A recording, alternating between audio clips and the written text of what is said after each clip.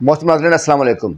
आज आपको उस्मान पीरज़ादा और समीना पीरज़ादा का के तलाक़ का एक दिलचस्प किस्सा जो है मैं आपको लोगों को बताऊंगा, जो नई नस्ल को हमारी नई नस्ल को बिल्कुल नहीं पता।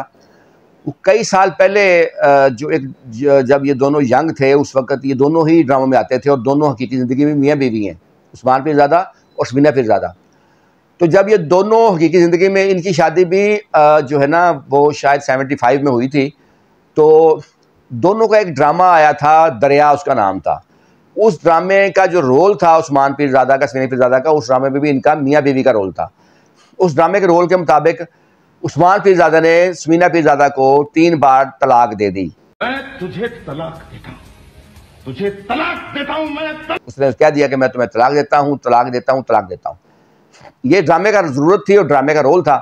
लेकिन जब ये ड्रामा रिलीज़ हुआ तो उसके बाद पाकिस्तान में कई उलमा कराम ने ये फतवा जारी कर दिया कि इन दोनों की रियल हकीकी लाइफ में तलाक हो चुकी है। उन्होंने कहा कि शोहर बीवी को जब 3 बार तलाक के अल्फाज बोल देता है तो तलाक हो जाती है, चाहे वो ड्रामे में उसने बोले, लेकिन उसने अपनी बीवी को 3 बार तलाक का कहा है तो लिहाजा उनकी तलाक हो चुकी है।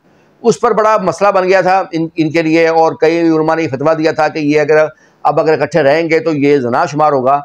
और वो फिर ये जो खबर बल्कि आलमी मीडिया तक गई और उनकी ज़ीनत बनी कि एक ड्रामे में एक शोहर ने, जो रियल में शोहर है, उसने बीवी को तलाक दी और उसके बाद जो वहाँ पे ये इल्ज़ाम लग गया कि वो रियल में तलाक उनकी हो गई और वो इकट्ठे नहीं रह सकते।